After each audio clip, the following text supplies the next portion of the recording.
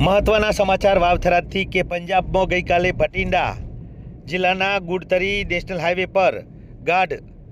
ધુમ્મસના કારણે ફોર્ચ્યુનર ગાડી ડિવાઈડર સાથે અથડાઈ હતી, જેમાં ગાડીમાં સવાર વાવથરા જિલ્લાના 5 વ્યક્તિઓના કમકમાટી ભર્યા મોત નીપજ્યા હતા, જેમાં ગત મોડી સાંજે ઇન્સ હોસ્પિટલમાં પીએમ થયા બાદ 5 મૃતદેહને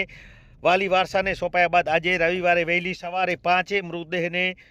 પોતાના માદરે વતન લાવવામાં આવ્યા હતા, અને જેમાં અછવાડિયા, જેતરા તેમજ રાંટેલા ગામનો સમાવેશ થાય છે, જેમાં આજે મૃતદેહોને વતન લાવતા આખું ગામ હિબકે ચડ્યું હતું। અછવાડિયા ગામના મૃતક અર્જન રાજપૂત અને ભરત રાજપૂત બે કુટુંબી ભાઈઓની અંતિમ યાત્રામાં મોટી સંખ્યામાં લોકો જોડાયા હતા કે બીજી તરફ રાંટેલા ગામની લેડી કોન્સ્ટેબલ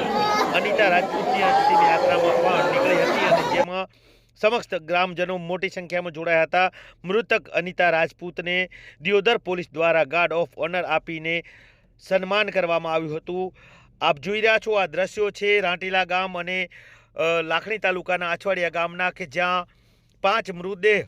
અત્યારે પોતાના માદરે વતન પહોંચ્યા છે અને તેમની અંતિમ યાત્રા નીકળી છે। આ અંતિમ યાત્રામાં હજારોની સંખ્યામાં જે લોકો જોડાયા છે, અર્જુન રાજપૂત, ભરત રાજપૂત બંને કુટુંબી સગા ભાઈઓ છે,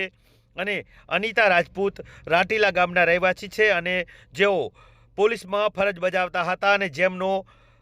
પંજાબના બટિંડા ગુડતરી ગામ નજીક ફોર્ચ્યુનર ગાડી ડિવાઈડર સાથે અથડાતા અકસ્માત સર્જાયો હતો, અને જેમાં 5 લોકો મૃત્યુ પામ્યા હતા, જેમની આજે પોતાના માદરે વતનમાં અંતિમ યાત્રા નીકળી છે।